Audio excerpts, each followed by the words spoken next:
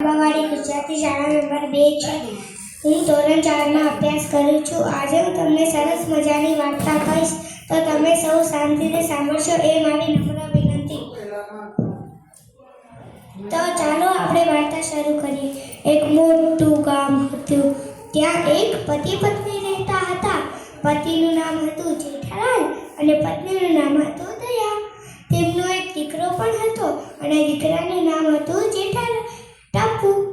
તેમની પાસે એક ચમત્કારી મુરગી હતી. તે રોજ એક સોનાનું ઈંડું આપતી હતી. જેઠાલાલ તે સોનાનું ઈંડું તો વેચીને પોતાનું ગુજરાન ચલાવતો હતો. એક દિવસ જેઠાલાલને વિચાર આવ્યો કે આ મુરગીને હું આટલું ધીમે ધીમે તો બહુ વાર લાગે છે એને ઈંડા મેકવામાં. હું આને કાપી દઉં તો મને એના અંદરથી કેટલા બધા ઈંડા મળશે. એનાથી તો હું કરોડપતિ બની જઈશ.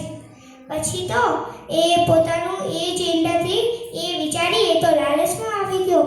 પછી સવારે એ તો દાંતણું લઈને ધારવાળું દાંતણું લે છે અને છન મુરગીને કાપી દે છે. પછી એના અંદરથી જોશે તો એક પણ જેઠાલાલને ઈંડું નથી મળતું. પછી જેઠાલાલ કહે છે, અરે રે રે રે રે, અમે શું કરી નાખ્યું? હવે હું શું કરીશ? આ મુરગીને મેં તો કાપી દીધું. હું લાલચમાં આવીને અમે શું કરી નાખ્યું?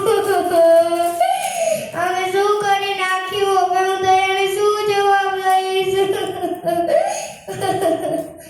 એની વાત સાંભળી દયા દોડતી દોડતી આટલું છૂટી આવે છે. કે છે, શું થયું ટપુના પપ્પા? કેમ રડો છો?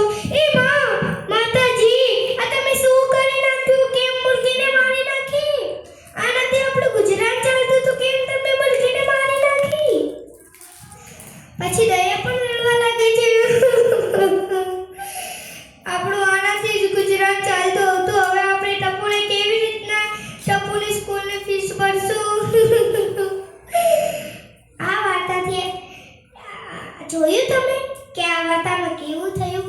જેઠાલાલે ખુલ્લી